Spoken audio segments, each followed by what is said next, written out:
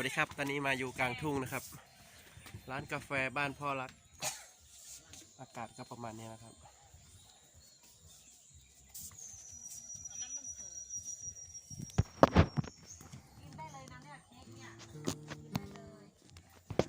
เล่นได้เลยใช่ไหมกีตาร์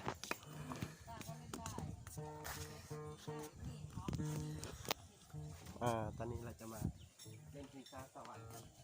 นางออนมาแล้ว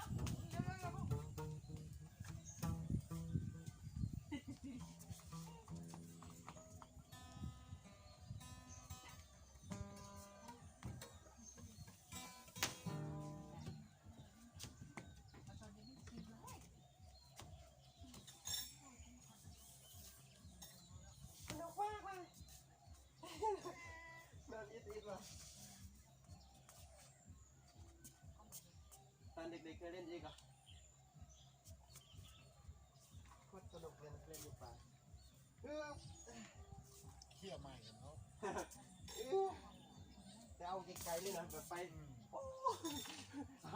เน้นเชื้อเขาเลยนะวัน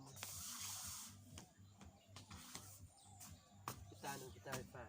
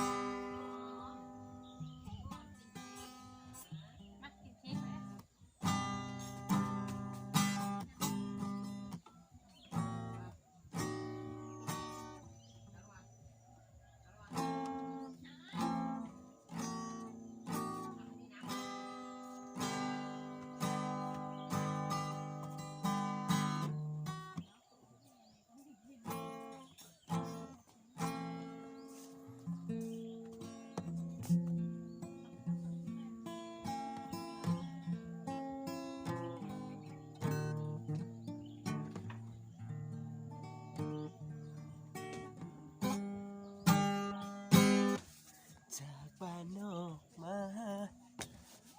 โอ้ยอากาศดี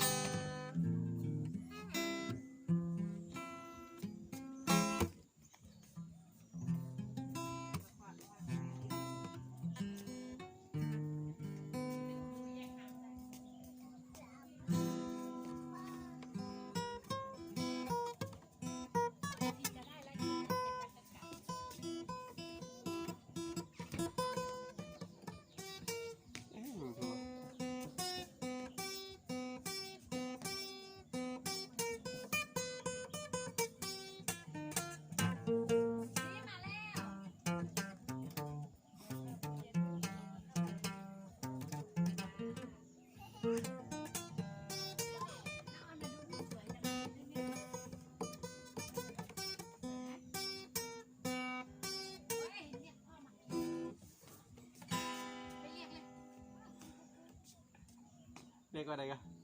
มาเรียกละให้นอนเรียกละ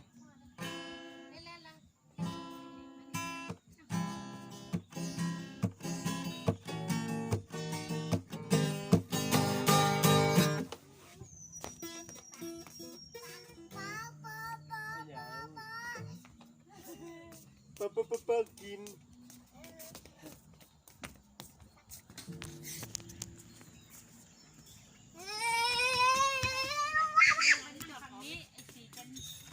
มันเป็นยังไง